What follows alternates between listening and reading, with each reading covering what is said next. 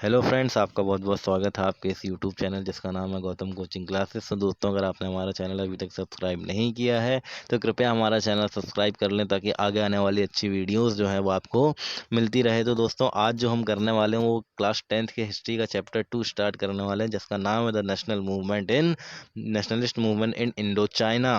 Okay, तो ये आज हम करने वाले हैं। तो दोस्तों, मैंने ऑलरेडी चैप्टर 1 के वीडियोस अपलोड कर दिए हैं, तो अगर आपने वो नहीं देखे हैं तो कृपया वो जाके देख लीजिएगा आप। ठीक है, ताकि आगे उसमें चैप्टर 1 जो है वो आपको पूरी तरीके से समझ में आ जाए। ठीक है, डिटेल एक्सप्लेनेशन हमने वहाँ पे किया हुआ है। आज हम चैप्टर 2 स्टार्ट कर रहे हैं, तो चलिए इसको स्टार्ट करते हैं। Okay, Vietnam gained formal independence in 1945 before India. It took another 3 decades of fighting before the Republican of Vietnam was form. तो दोस्तों, इसका मतलब क्या है? इसका मतलब ये है कि वियतनाम को इंडिपेंडेंस जो है वो 1945 में तो मिल गई।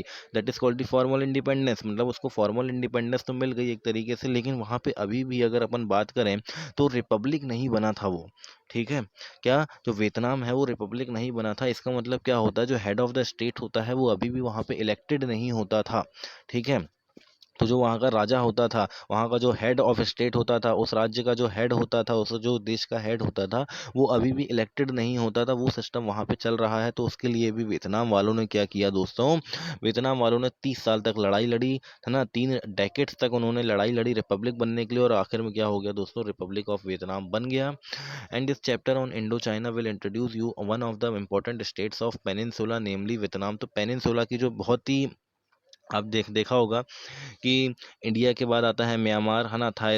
म्यांमार आता है, थाईलैंड आता है, और उसके बाद जो कंबोडिया वगैरह जो पूरी कंट्रीज आती है दोस्तों, वहाँ पड़ता है वियतनाम। ठीक है, तो ये एक पेनिनसुला है टोटल, है ना। तो पेनिनसुला में वियतनाम जो है वो ईस्टर्न साइड में आता है। ठीक है, अभी आपको मैप दिखेगा, उसमें आपको बहुत अच्छे से समझ में आ जाएगा कि वियतनाम जो है वो कहाँ पे स्थित है। ठीक है, तो हम मेनली इसमें जो है एक बहुत ही इंपॉर्टेंट स्टेट जो कि वियतनाम है उसके बारे में पढ़ने वाले हैं। Nationalism in Indo China developed in colonial context. Okay, तो कॉलोनियल कॉन्टेक्स्ट में, कॉलोनियल जो पीरियड था, कॉलोनियल जो राज चल रहा था, कॉलोनी जो बनी हुई थी कंट्रीज, उनको कॉलोनी मतलब एक तरीके से इंपीरियलिज्म से बचाने के लिए, ठीक है, अंग्रेजों से आज़ाद करने के लिए यहाँ पे नेशनलिस्ट मूवमेंट हुए। And the knitting together of modern Vietnamese nation that brought the different communities together was in part of the result of colonization, but as importantly it was shaped by the struggle against colonial domination। तो क्या होता है दोस्तों, Vietnam में काफ़ी जो Vietnamese जो Nations होते हैं, है ना, तो वो क्या होते हैं, साथ में आते हैं और डिफरेंट कम्युनिटीज़ के लोग साथ में आते हैं, और कॉलोनाइजेशन जो होता है, डोमिनेशन होता है, उसके खिलाफ में क्या करते हैं दोस्तों? स्ट्रगल करते हैं।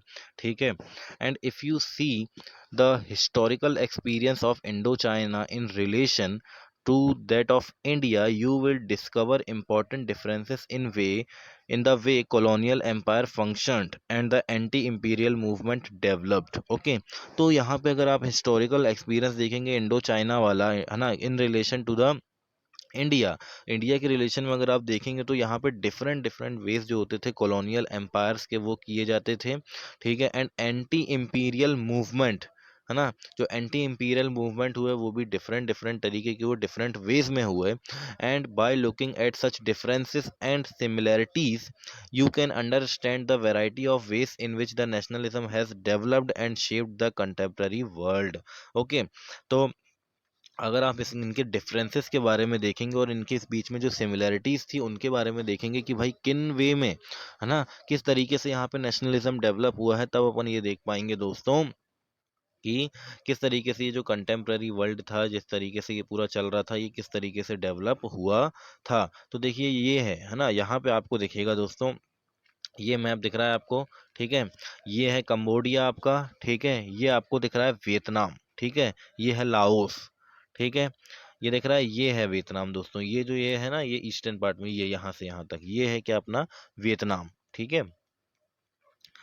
एंड चलिए फिर इसका जो फर्स्ट पार्ट है वो देखते हैं हम, emerging from the shadow of China. Okay, तो चलिए देखते हैं इसमें, है ना, Indochina comprises the modern countries of Vietnam, Laos and Cambodia. Okay, तो इंडो चाइना के अंदर ये इनका समावेश था, ठीक है, इनका कंप्राइज था, ये देखिए यहाँ पे है ना, ये इंडो चाइना वाला है, ठीक है, ये जो रीजन दिख रहा है ये, ठीक है, इसको अपन ये इंडो चाइना में आता था ये, ठीक है ना। Its early history shows many different groups of people living in this area under the shadow of powerful empire of China.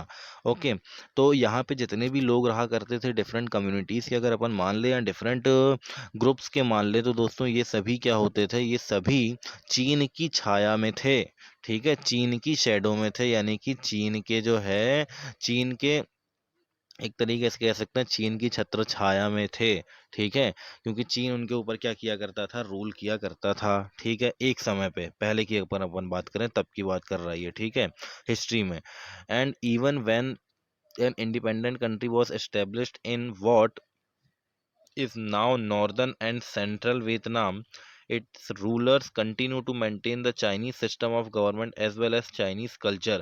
तो क्या हुआ कि जब ये कंट्री इंडिपेंडेंट हुई है ना, जब ये कंट्री इंडिपेंडेंट होने लगी, तो कंट्री इंडिपेंडेंट हुई तो सेंट्रल वियतनाम और जो नॉर्दर्न वियतनाम है, यहाँ के लोग क्या होने लगे दोस्तों, यहाँ पे भी उन्होंने बोला कि अभी भी हम चाइनीज़ के जो रूल हैं, उन चाइनीज़ का जो रूल है, चीन मतलब चाइना का जो रूल है उसको कंटिन्यू रखने वाले हैं, और चाइनीज़ गवर्नमेंट को ही यहाँ पे चाइनीज़ सिस्टम, चाइनीज़ गवर्नमेंट ही चलेगी और चाइनीज़ कल्चर ही चलेगा, यहाँ पे इन्होंने ये बोला, ठीक है। And Vietnam was also linked to what has been called the maritime silk route that brought in goods people and ideas. तो ये सिल्क रूट से भी क्या था, सिल्क रूट मतलब जहाँ से दोस्तों रेशम का व्यापार हुआ करता था, सिल्क का ट्रेड हुआ करता था, उसको अपन सिल्क रूट बोलते हैं, ठीक है। तो ये इसको मैरी टाइम सिल्क रूट भी बोला करते थे, है ना। मैरी टाइम सिल्क रूट क्यों बोला करते थे, क्योंकि समुद्र के जरिए यहाँ से अपन क्या कर सकते थे, बाकी कंट्रीज तक भी पहुँच सकते थे, ठीक है, जो यूरोपियन कंट्रीज है वहाँ तक। तो इसीलिए जहाँ से गुड्स आते थे, लोग आते थे और आइडियाज आते थे, and other networks of trade connected to the hinterland where non-Vietnamese people such as Khmer Cambodians lived। और एक और जो अपन बोल सकते हैं कि अदर नेटवर्क्स जो थे वहाँ पे कम्बोडियंस रहते थे, ठीक है, और ये लिखा हुआ खमार, ठीक है, तो ये लोग रहा करते थे वहाँ पे। देखिए ये दिख रहा है आपको, है ना, ये द पोर्ट ऑफ फेफियो, ओके, ये पोर्चुगीज मर्चेंट्स द्वारा खोजा गया था। ये वाला पोर्ट जो आपको दिख रहा है ये फोटो में, है ना, इसको क्या बोलते हैं, पोर्ट ऑफ फैफो, ठीक है, क्या है, पोर्ट ऑफ फैफो, ठीक है। चलिए फिर देखते हैं आगे, आगे क्या बोल रहा है दोस्तों, colonial domination and resistance. Okay, colonial domination किस तरीके से होता है, कॉलोनीज बनती किस तरीके से है, और उनका रेजिस्टेंस किस तरीके से होता है, वो हम यहाँ पे देखने वाले हैं। तो चलिए आगे बढ़ते हैं अब अपन, है ना। The colonization of Vietnam by French brought the people of country into conflict with the colonizers in all areas of life, okay, and most visible form of French control was military and economic domination, but the French also built a system that tried to reshape the culture of Vietnamese. Nationalism in Vietnam emerged through the effort of different sections of society to fight against the French and all they represented। तो यहाँ क्या होता है दोस्तों, यहाँ पे ना जो फ्रेंच होते हैं, ठीक है, वियतनाम में अगर अपन कॉलोनाइजेशन की बात करें तो फ्रेंच आते हैं, ठीक है। अब फ्रेंच जब इस कंट्री में आते हैं तो यहाँ पे बहुत सारे जो लोग होते हैं वहाँ के लोगों को ये कॉन्फ्लिक्ट में डाल देते हैं, वहाँ के लोगों में एक कंफ्यूजन टाइप क्या कर देते हैं दोस्तों, पैदा कर देते हैं, है ना, सभी एरियाज ऑफ लाइफ में, ठीक है। एंड क्या बोल रहा है कि most visible form of French control was military and economic domination. अगर अपन बात करें कि मेनली जो फ्रेंच थे वो क्या कंट्रोल कर रहे थे, मेनली जो है वो मिलिट्री के द्वारा कंट्रोल किए कर रहे थे, और इकोनॉमिकली जो है वो सबसे ज़्यादा वहाँ पे वो वियतनाम को लूट रहे थे, ठीक है, सीधी सी बात है। अब लेकिन क्या हुआ दोस्तों, इन्होंने एक ऐसा सिस्टम भी बनाया फ्रेंच वालों ने यहाँ पर कि इनका जो कल्चर है वो क्या हो जाए, खराब हो जाए, यानी कि यहाँ का कल्चर ही हम बदल डालें, ठीक है, कल्चर को ही रीशेप करने की वो कोशिश कर रहे थे। और उसके खिलाफ जो है नेशनलिज्म वियतनाम के अंदर वो आया, और वियतनाम के अंदर नेशनलिज्म राष्ट्रवाद उभर के आया, और सारी सोसाइटी ने मिलके क्या किया, डिफरेंट सेक्शंस ऑफ सोसाइटी में डिफरेंट टाइप्स के लोग जो हैं वो साथ आए और फ्रेंच के पूरे तरीके से क्या करने लगे दोस्तों, फाइट करने लगे फ्रेंच के अगेंस्ट। ओके, फ्रेंच लोगों के, और जो भी वो लेके आ रहे थे सिस्टम, सभी का फिर उन्होंने विरोध किया था। ठीक है, तो ये देखिए आप, तो ये जो ड्राइंग देख रहे हैं दोस्तों आप, है ना, यहाँ पे क्या है, ये वियतनामीज लोग हैं। अब ये ब्रिटिश आया है, मतलब ब्रिटिश बोल रहा है, फ्रेंच वाला आया है, फ्रेंच ऑफिसर है, इसको क्या कर रहे हैं, मार रहे हैं। ठीक है, तो इसको यहाँ पे मार दिया गया। Okay, and French troops landed in Vietnam in 1856, and by the mid 1880s that had established a firm grip over the northern region. Okay, तो फ्रेंच ट्रूप्स यहाँ पे आते हैं दोस्तों। ठीक है, तो कहाँ आते हैं, 1858 में आते हैं, है ना, और 1880s के मिड में, 1885 की अगर अपन बात कर लें, तो दोस्तों यहाँ क्या होता है, इन्होंने एक फर्म यहाँ पे बना लिया होता है, एक फर्म ग्रिप बनाया होता है नॉर्दर्न रीजन में, यानी कि अपना एक ठिकाना बनाया होता है, सीधी सी बात अगर अपन करें तो। ठीक है, and after the Chinese franco Chinese war the French assumed control of Tonkin and Annam, and in 1887 French Indochina was formed. Okay, तो क्या कर देते हैं, फ्रेंच जो है दोस्तों, फ्रेंको चाइनीज वॉर जब होती है, तो फ्रेंको चाइनीज वॉर के बाद क्या कर लेते हैं, फ्रेंच जो होते हैं, वो फ्रेंच लोग जो होते हैं वो कंट्रोल कर लेते हैं टॉनकिन और अनाम वाले रीजन में। ठीक है, ओके, तो जो ये टॉनकिन और अनाम वाला एरिया है, ये वियतनाम के अंदर वाला है। ठीक है, and in 1887 French Indochina was formed. Okay, Indo China form होता है 1887 के अंदर, and in the following decades the French sought to consolidate their position, and peoples in Vietnam began reflecting on nature of the loss that Vietnam was suffering, and nationalist resistance developed out of this reflection. Okay, तो क्या होता है दोस्तों, यहाँ पे अगर अपन देखें तो आगे कुछ दशकों में जैसे हम देखते हैं, तो फ्रेंच अपनी पोजीशन को बनाने में लग जाता है, और इसी प्रकार जो वियतनाम को जो भी सफ़र करना पड़ता है, वियतनाम को जो भी नुकसान होता है, या वियतनामी लोगों को जो सफरिंग करना पड़ता है, उनको जो भी नुकसान होता है, उनको जो भी कष्ट फैलते हैं, उसके द्वारा क्या होता है दोस्तों, एक नेशनलिस्ट रेसिस्टेंस जो है वो वहाँ पे पैदा होना स्टार्ट हो जाता है। ओके, तो वहाँ पे क्या होने लगता है, नेशनलिस्ट रेजिस्टेंस जो है वो डेवलप्ड होने लगता है। ठीक है, फिर ये एक देख रहे हैं आप यहाँ की फोटो वियतनाम की। ठीक है, चलिए फिर देखते हैं, the famous blind poet नाइग्यून Deen chew बिमोन्ड 1822 से 1888 के बीच में है। ठीक है, ये इनका जो जन्म से मृत्यु तक लेकर का है पूरा। What was happen to this country, ये इन्होंने एक पोएम टाइप लिखी थी। I would rather face eternal darkness than see the face of traitors, I would rather see no man than encounter once man suffering, I would rather see nothing than witness of the dismembering of the country in decline. Okay, तो ये इन्होंने यहाँ पे क्या लिखी थी दोस्तों, poem लिखी थी। ठीक है, चलिए, हाँ, तो यहाँ फर्स्ट इनका क्या है दोस्तों, तो मैं आपको यहाँ पे इसका मतलब बता देता हूँ इन लाइंस का। ठीक है, तो इन्होंने क्या बोला, इन्होंने बोला कि आई would rather face eternal darkness. Okay, तो यहाँ पे एटर्नल का मतलब होता है अंतहीन, है ना, जिसका अंत नहीं होता, जो कभी खत्म नहीं होता उसका। तो यहाँ इन्होंने बोला कि मैं लड़ूंगा, आई वुड, है ना, यानी कि मैं लड़ूंगा।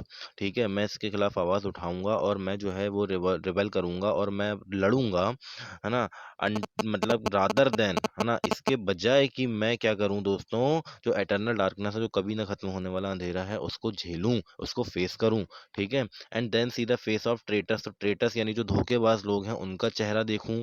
ठीक है, उसके बाद, ठीक है, and I would rather see no man. Okay, तो मैं किसी भी एक जो पुरुष होते हैं, ठीक है, जो मतलब जिन कंट्री के लिए लड़ना नहीं जानते हैं, ठीक है, उनको देखने से अच्छा मैं क्या करूं दोस्तों, मैं लड़ूं। And then encounter once man suffering, okay, तो किसी भी मैन की सफरिंग को एनकाउंटर ना करूं, ठीक है, और मैं लड़ूं। And I would rather see nothing, okay, मैं लड़ूं इसके पहले कि मैं कुछ ना देखूं, ठीक है, मैं कुछ भी नहीं देखूं लेकिन मैं लड़ूं, ठीक है। And then witness the dismembering of in decline, okay, ना कि इसका विटनेस बनूं कि मेरी कंट्री जब डिक्लाइन हो रही थी तो मैं क्या था, मैं खड़ा नहीं था उस टाइम पे, ठीक है, तो इसके बजाय मैं क्या करूं, अपनी कंट्री के लिए लड़ूं, ठीक है, ये इनकी लाइनों का, ठीक है। तो आई होप कि आपको समझ में आया होगा। चलिए फिर देखते हैं टॉपिक, है ना, तो क्या बोल रहा है, why the French thought colonies necessary, okay, तो क्यों जो फ्रेंच लोग थे, है ना, वो ये सोच रहे थे कि कॉलोनीज जो होना बहुत ज़रूरी है, कॉलोनीज होना नेसेसरी है, ये क्यों उनके दिमाग में चल रहा था फ्रेंच के, ये हम हमको देखनी है, ठीक है। तो colonies were considered essential to supply natural resources and other other essential goods. Like other Western nations, France also thought it was the mission of the advanced European countries to bring the benefit of civilization to backward people. तो क्या हो रहा था दोस्तों, यहाँ पे इन्होंने बोला कि भाई कॉलोनीज बनानी हमारे लिए इसीलिए ज़रूरी है ताकि जो जो कंट्रीज़ हैं, मान लीजिए जिन कंट्रीज़ में नेचुरल रिसोर्सेज ज़्यादा है और यूरोप में नहीं है, ठीक है, तो मानते हैं कि अगर जहाँ पे रिसोर्सेज ज़्यादा है वहाँ पे कॉलोनीज बनाई जाए और वहाँ के नेचुरल रिसोर्सेज और जो भी असेंशियल गुड्स हैं जो कि व्यापार के लिए ज़रूरी हैं, किसी भी कंट्री के डेवलपमेंट के लिए बहुत महत्वपूर्ण है, उनको क्या करना, सप्लाई करना, कहाँ पर, अपनी कंट्री में जिनकी वो कॉलोनी है वहाँ पे सप्लाई करना। The like other western nation, तो अदर वेस्टर्न नेशंस कौन से दोस्तों, जो यूरोप वगैरह, जो अपना ब्रिटेन की अगर अपन बात कर लें, पुर्तगाल की बात कर लें, स्पेन वगैरह की बात कर लें, तो ये तो कॉलोनीज बना ही रही थी, तो उसने सोचा कि मैं इन्हीं देशों की तरह क्या करता हूँ, मैं भी क्या करता हूँ दोस्तों, एडवांस्ड यूरोपियन कंट्रीज होने का जो मिशन है उसके दौरान मैं क्या करता हूँ, जो सिविलाइजेशंस, जो कि डेवलप्ड सिविलाइजेशंस है, जो कि सिविलाइजेशन बेनिफिट के अंदर है, उनके क्या करते हैं, बैकवर्ड पीपल, जो पिछड़े लोग हैं वहां तक अपन पहुंचाते हैं, क्योंकि वहां पे उतना विकसित नहीं था जितना कि यहाँ विकसित था, तो यहाँ से वहाँ क्या लेके, नेचुरल रिसोर्सेस लेके, जो भी एसेंशियल गुड्स है वो लेके गए, और बाकी जो चीज़ें हैं ये हम आवश्यकता वाली, वो सभी चीज़ क्या हो गई, वो वहाँ पर लेके चले गए, ठीक है। तो ये इनका मेन मोटिव था। And the French begin by building canals and draining lands in the Mekong delta two increase cultivation, okay, इन्होंने क्या किया दोस्तों, नहरें बनाना स्टार्ट किया, कैनाल्स बनाना स्टार्ट किया, ठीक है, और ड्रेनिंग लैंड्स, है ना, मैकाऊ डेल्टा में क्या करने लगे ये लोग, जो लैंड्स थे, ठीक है, तो वहाँ पे क्या करने लगे, कल्टीवेशन करने लगे, ठीक है, कल्टीवेशन बढ़ाने लगे, ओके।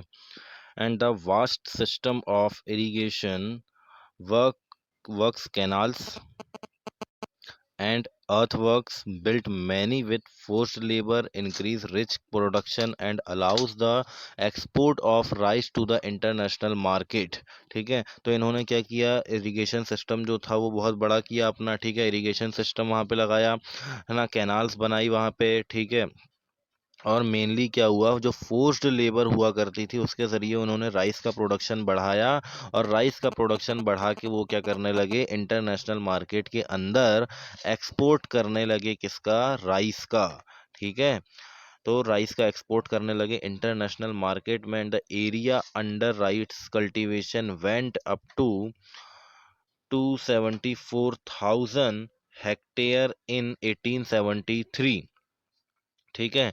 तो यहाँ पे क्या हो गया, जो राइस कल्टीवेशन का एरिया था वो बढ़कर कितना हो गया, 274,000 हेक्टेयर हो गया था, अगर हम 1873 की बात करें, ठीक है, और 1873 से लेकर 1.1 मिलियन हेक्टेयर कब हो गया, 1900 के अंदर, मतलब 1873 से लेकर 1900 तक के बीच में इतना अंतर आया था कि 1873 के अंदर जो राइस कल्टीवेशन का जो एरिया था वो 274,000 हेक्टेयर था, और 1900 के अंदर वो 1.1 मिलियन हेक्टेयर हो गया था। ओके। और अगर उससे आगे की भी बात करें तो 2.2 मिलियन वो 1930 के अंदर हो गया था, यानी कि 30 साल के अंदर ही क्या हो गया, और 1.1 मिलियन जो है वो हेक्टेयर जो एरिया है वो राइस प्रोडक्शन का बढ़ गया। And Vietnam exported 2/3 of its rice production, and by 1931 had become the third largest exporter of rice in the world। तो 2/3। ओके। तो 1931 तक क्या हुआ दोस्तों, वियतनाम जो है वो 2/3 जो राइस है टोटल प्रोडक्शन का, ठीक है, 2/3 ऑफ इट्स राइस प्रोडक्शन, मतलब 2/3 जो प्रोडक्शन का पार्ट है वो एक्सपोर्ट करने लगा। और तीसरा तीसरा सबसे बड़ा एक्सपोर्टर बन गया दुनिया के अंदर राइस में। एक्सपोर्टर, राइस का एक्सपोर्टर दुनिया में तीसरे नंबर का वो बन गया। ठीक है। And this was followed by infrastructure projects to help transport goods for trade, move military garrisons, and control the entire reason. Okay, तो ये किस तरीके से हुआ, यहाँ पे इंफ्रास्ट्रक्चर डेवलप हुआ। ठीक है। तो गुड्स को ट्रांसपोर्ट करने के लिए, गुड्स को ट्रांसपोर्ट जल्दी जल्दी करने के लिए क्या हुआ, एक इंफ्रास्ट्रक्चर प्रोजेक्ट्स वहाँ पे चलाए गए ट्रेड करने के लिए। ठीक है, मिलिट्रीज को वहाँ पे लगाया गया। एंड क्या करने के लिए, एंटायर रीजन कंट्रोल, मतलब कंट्रोल करने के लिए वहां पे मिलिट्री को लगाया गया। Construction of trans Indo China rail network that would link the northern and southern part of Vietnam and China was begun. ठीक है। तो यहाँ पे क्या लगा दिया उन्होंने, रेल नेटवर्क स्टार्ट कर दिया। ठीक है, जो ट्रांस इंडो चाइना वाला रीजन था, वहाँ पे कहाँ कैसे जो वियतनाम का साउदर्न व सदर्न वाला और नॉर्दर्न वाला पार्ट है उसको क्या कर दिया, चाइना के थ्रू रेल से कनेक्ट कर दिया। ठीक है। And the final link with Yunnan in China was completed by 1910। तो 1910 तक फाइनल लिंक बन गया कहाँ से, यूनान के साथ। ठीक है। तो फाइनल लिंक बन गया इनका यूनान के साथ चाइना में। ठीक है। एंड द सेकेंड लाइन was also built linking Vietnam to Siam। Okay, as Thailand was then called। Okay, तो जो अभी थाईलैंड है वो वाला एरिया हुआ करता था सियाम। ठीक है। तो सेकंड लाइन डेवलप की गई वियतनाम से लेकर सियाम तक। ठीक है, जो थाईलैंड वाला एरिया वहां तक, via the Cambodian capital of Phnom Penh. तो कंबोडियन कैपिटल जो थी फेनोम पेन, वहां से होते हुए थाईलैंड तक वो रास्ता बनाया गया, लिंक बनाई गई। ठीक है। And by the 1920s, the ensure higher levels to profit for their businesses, French business interests were pressurizing the government in Vietnam to develop the infrastructure further। ठीक है। तो क्या होने लगा यहाँ पर, यहाँ पे ये होने लगा। ठीक है। तो 1920 में क्या हुआ होता है, ये लोग जो हैं हायर लेवल्स ऑफ प्रॉफिट और अपने बिजनेस को बढ़ाने के लिए जो फ्रेंच बिजनेस इंटरेस्ट वाले लोग होते हैं वो क्या करते हैं, वहाँ की जो फ्रेंच गवर्नमेंट जो वहाँ पे गवर्नमेंट थी वहाँ पे उसको प्रेशराइज करते हैं गवर्नमेंट ऑफ वियतनाम को कि वो क्या करे, इंफ्रास्ट्रक्चर जो है वो डेवलप करे। ठीक है। क्या, अपना ट्रेड बढ़ाने के लिए, अपना प्रॉफिट बढ़ाने के लिए। ठीक है, जो बिजनेसमैन लोग थे उन्होंने। And should colonies be developed, है ना, क्या कॉलोनीज को भी डेवलप होना चाहिए था, ये यहाँ पे बता रहा है। ठीक है। चलिए पढ़ते हैं।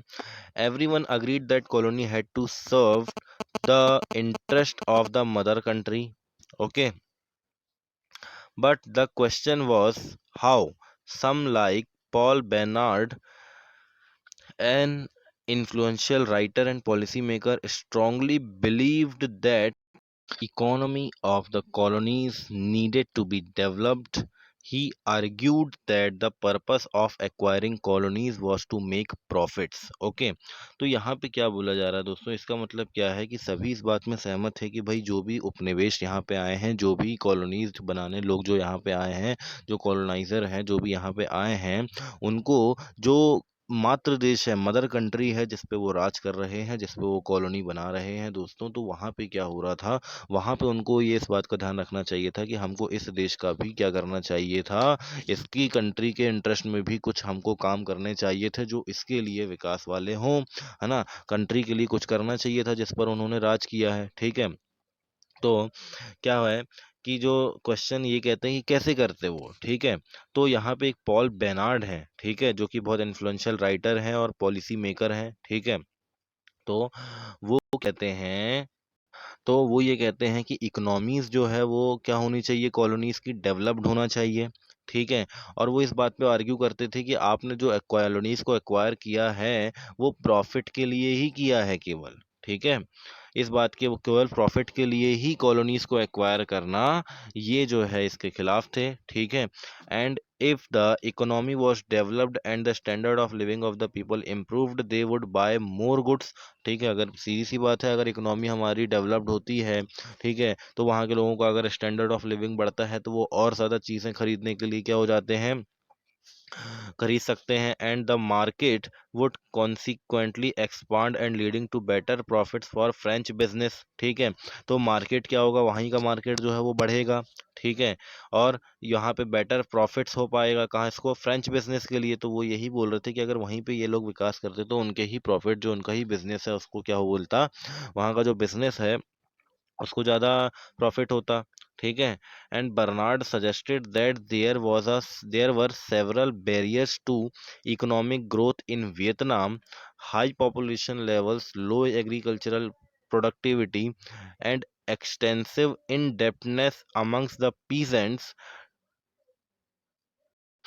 बर्नार्ड क्या कहते हैं, बर्नार्ड ये कहते हैं, उन्होंने सजेस्ट किया था कि ये जो इकोनॉमिक ग्रोथ होना होना चाहिए क्या बोलते हैं वियतनाम के अंदर, इसमें बहुत सारे बैरियर्स हैं, ठीक है। अभी किस तरीके के बैरियर्स हैं, जैसे हाई पॉपुलेशन लेवल है, ठीक है, लो एग्रीकल्चरल प्रोडक्टिविटी है, एक्सटेंसिव इनडेप्टनेस अमंग्स द पीजेंट्स, तो जो अपने मजदूर लोग होते हैं, किसान भाई होते हैं, इनके पास क्या है, इनडेप्टनेस बहुत ज़्यादा है, ठीक है, यानी कि ऋणग्रस्तता बहुत ज़्यादा है, कर्जदारी जो है वो इनके पूरी है, बहुत सारी है, ठीक है।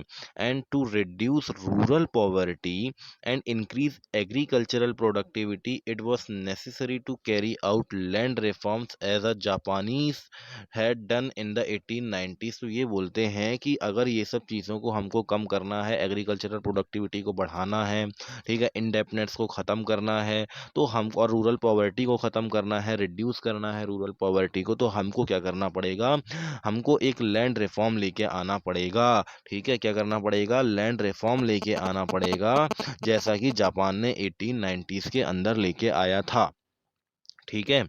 And how ever this could not ensure sufficient employment, okay, however this could not ensure sufficient employment, ठीक। तो हालांकि क्या हो सकता था कि भाई ये जो लैंड रिफॉर्म है इसमें सफिशिएंट एम्प्लॉयमेंट का इंश्योरमेंट नहीं था, लेकिन दोस्तों ये जरूर होता कि जो जापान है ना, जैसा कि जापान ने शो किया, जापान में जो ऐसा हुआ कि इंडस्ट्रियलाइजेशन बढ़ गया, ठीक है, इंडस्ट्रियलाइजेशन वहाँ पे असेंशियल हो गया ज़्यादा जॉब्स क्रिएट करने के लिए, तो ये जो लैंड रिफॉर्म्स थे उसके बाद वहाँ पे इंडस्ट्रियलाइजेशन बढ़ा, तो इंडस्ट्रियलाइजेशन यहाँ पे बढ़ सके और उसके कारण जो लोगों को जॉब्स जो है वो मिल सके, ऐसा ये कह रहे थे, ठीक है। And the colonial economy in Vietnam was however primarily based on rice cultivation. तो अब क्या, कॉलोनियल इकोनॉमी जो वियतनाम के अंदर जो थी, अब वो मेनली क्या, राइस प्रोडक्शन, क्योंकि वहाँ बढ़ गया था, तो राइस के ऊपर मेनली क्या हो गई थी, डिपेंडेंट हो गई थी, ठीक है। And rubber plantation owned by French and small Vietnamese elite, okay. तो रबर, तो क्या बोल रहे हैं ये कि कॉलोनियल इकोनॉमी जो वियतनाम की थी वो क्या थी, मेनली प्राइमरी बेस्ड किसके ऊपर थी, राइस कल्टीवेशन और रबर प्लांटेशन के ऊपर, जो कि किसके द्वारा ओन किए जाते थे, रबर प्लांटेशन की बात कर रहा हूँ मैं, ठीक है, जो कि French and small Vietnamese allied, ठीक है, जो छोटे वियतनामीज अलाइट होते हैं और जो फ्रेंच होते हैं, ठीक है, फ्रेंच, उनके द्वारा क्या किया गया था दोस्तों, उनके द्वारा ओन किया जाता था। तो प्राइमरली जो उनकी जो इकोनॉमी थी वो इसी पर बेस्ड थी, ठीक है। और आगे क्या बोल रहा है, rail and port facilities were set up to service this sector and indentured Vietnamese labor was widely used in rubber plantation। तो यहाँ पे एक वर्ड आया दोस्तों, indentured, ये इंडेंचर्ड का मतलब क्या होता है, यहाँ आपको लिखा हुआ है न्यू वर्ड्स के तौर पे, है ना, तो यहीं पे आपको मिल जाएगा।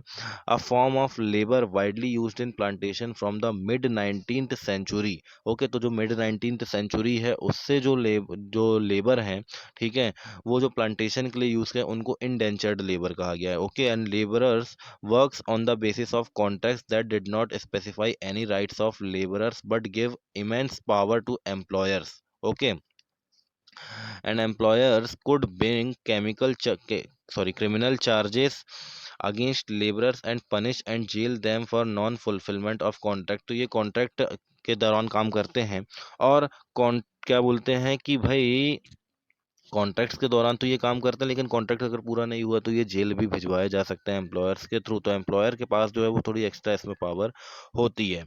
ओके, ठीक है, चलिए देखते हैं तो क्या हुआ दोस्तों। यहाँ पे क्या बोला, रेल और पोर्ट फैसिलिटीज डेवलप की गई इस सेक्टर के अंदर, ठीक है, और जो इंडेंजर्ड वियतनामीज लेबर थे वो यूज किए गए रबर प्लांटेशन के लिए। Okay, and the French contrary to what Bernard was have liked did little to industrialise the economy. ठीक है, तो फ्रेंच जो थे दोस्तों वो विरोध कर रहे थे, ठीक है, किसका विरोध कर रहे थे, बर्नार्ड का। जो बर्नार्ड बोला था, ठीक है, कि हमको क्या करना चाहिए, इन जो इकोनॉमी है उसको इंडस्ट्रियलाइज करना चाहिए, and in the rural areas landforms spread and standard of living decried, क्या बोलते हैं उसको, डिक्लाइंड। ओके, तो रूरल एरियाज में क्या हुआ दोस्तों, जो लैंड लॉर्डिज्म है, जमींदारी जो प्रथा होती है वो ज़्यादा बढ़ने लगी। जमीना जो ज़मीन लोग थी, जो ज़मींदार लोग थे उनके पास ज़मीन बढ़ते गई, ठीक है, और इस तरीके से क्या हुआ दोस्तों, जो स्टैंडर्ड ऑफ लिविंग है वो डिक्लाइन हो गया, क्योंकि उन्होंने बर्नार्ड की बात नहीं मानी। ठीक है, तो ये आपको जैसे दिख रहा है ना, फ्रेंच वीपन मर्चेंट्स हैं ये, ठीक है, ये जो दिख रहे हैं आपको, है ना, इनका नाम क्या है, जीन ड्यूपाइस। ओके, तो ठीक है, ये था। तो दोस्तों ये जो आज हमने पढ़ा है वो क्या पढ़ा है, मेनली इंट्रोडक्शन पार्ट पढ़ा हुआ है इसका हमने, ठीक है, कि किस तरीके से जो वियतनाम में काम हो रहा था उस तरीके का हमने पढ़ा है, उसकी वो चीज़ें हमने पढ़ी है। तो अगली क्लास में क्या पढ़ने वाले हैं दोस्तों, अपन अगली क्लास में जो पढ़ने वाले हैं वो ये पढ़ने वाले हैं, the dilemma of the colonial education. Colonial education किस तरीके से वहाँ पे प्रभावित हुई उसके बारे में यहाँ पे हम पढ़ने वाले हैं।